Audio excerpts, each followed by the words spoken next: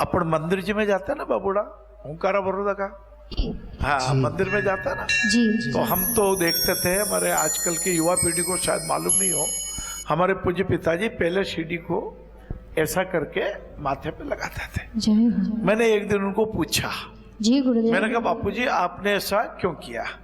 बोले बेटा भिंडेश्वर महादेव की इस मंदिर की पहली सीढ़ी पे चढ़ के कई संत लोग, कई ग्रस्त लोग, कई दयावान, कई गुणवान, कई सत्यवान, कई रंती देव जैसे, कई राजा हरिश्चंद्र जैसे, कई अच्छे महानुभाव, कई मदन मोहन मालवीय जी जैसे, कभी रास बिहारी बोस जैसे, कभी हनुमान प्रसाद जी पोद्दार जैसे, कभी राम सुखदास जी जैसे, कभी डोंगरी जी महाराज जैसे, कभी देवरा बाबा साहब से, कभी प्रभुदत्त जी ब्रह्मचारी जैसे बड़े बड़े महान लोग इसी सीढ़ी पे पैर रख के अंदर पधारे। हरे हरे।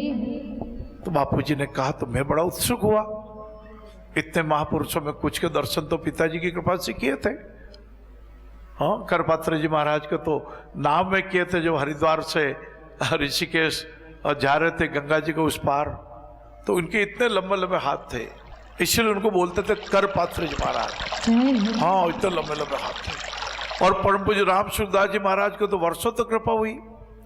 धन्यवाद हमारे रामदेव जी मुंदड़ा साहब को, जो यहाँ विराजते हैं बीकानेर के पास में।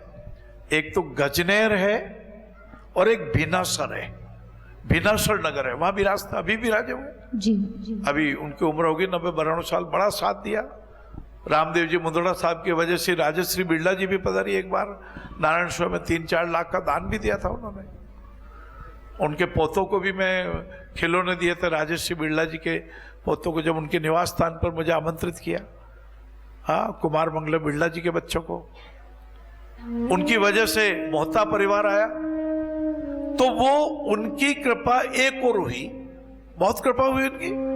एक कृपा हुई कि राम सुखदास जी महाराज उस समय धोरे पे विराजा करते थे। बीनासर के आगे एक धोरा है जी। वहां सुबह प्रार्थना होती थी, मुझे भी ले जाते थे। जय हो। जब उन्होंने एक दिन कहा महाराज श्री ये कैलाश जी नारायण सेवा प्रारंभ की है, एक मुट्ठी आटे से कुछ कपड़े इकट्ठे किए, कुछ दवाई इकट्ठी की, कुछ आदिवासी क्षेत्र में गए, कुछ झोंपड़ों में गए, कुछ उनके लिए भोजन की व्यवस्था की। इतने प्रसन्न हुए राम सुखदास जी महाराज, मेरे माथे पर हाथ रख दिया। जय हो। बहुत अच्छा, बहुत अच्छा, तेने भगवान का काम किया। उन्होंने कहा था औरों के हित जो हंसता है, औरों के हित जो रोता है, उसका हर आंसू रामायण, प्रत्येक कर्म में गीता है। मेरी माता जी तो इतने आनंद में आ गई, अरे कैलाश तो कितना भाग्यवान है, तेरे माथे पर हाथ रख दिया। अच्छे अच्छे करोड़पतियों को भी स्पर्श नहीं करते, जय हो। आसन नहीं बिछाते, फोटो की जरूरत नहीं, वीडियो नहीं चाहिए, कोई नाम नहीं चाहिए।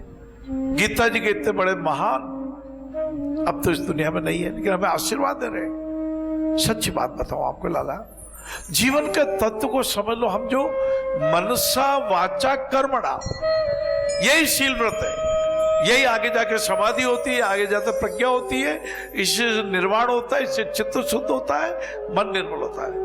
बात तो बताएंगे, बहुत बैठेंगे, कल भी बैठेंगे आपके साथ जी जी।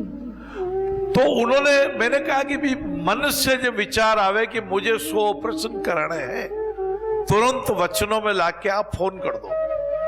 ये तो हो गया मन और वचन, फिर कर्म कर दो, आप भेज दो। भाई कर्म प्रधान विश्व करी व्यापा, और सो कर्म प्रधान विश्व करी व्यापा, सो जस करी सो तस फल चाखा। एक ही धरती माता पे गन्ना लगाते हैं और उसके पास में किसी ने नीम का बीज बो दिया या बबूल बो दिया।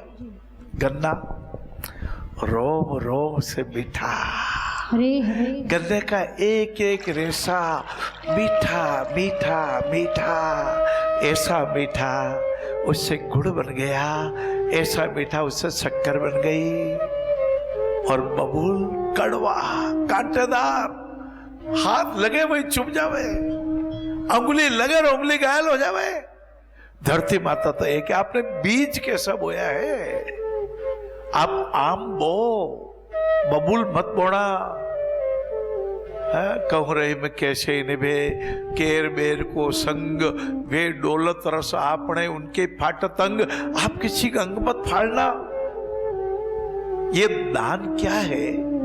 अपने मन में जो करुणा आती है उसकी व्यावहारिक अभिव्यक्ति है। जय हो।